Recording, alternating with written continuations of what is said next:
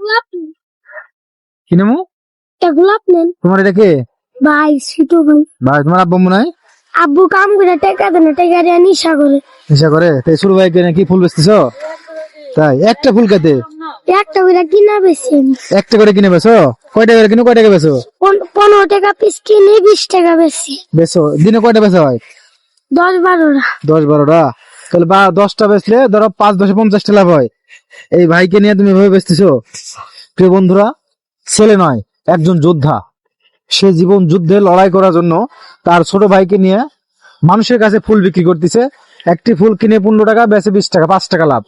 এই 5 টাকা লাভে সে তার জীবন যুদ্ধে জয়ী হওয়ার জন্য চেষ্টা করে যাচ্ছে।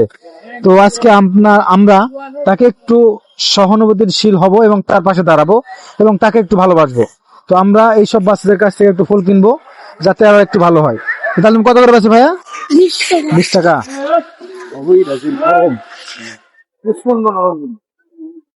এই নাও ভাইয়া, একটা ফুলে আমি 100 টাকা দিলাম আমার সামর্থ্য অনুযায়ী, ঠিক আছে? তুমি খুশি তো?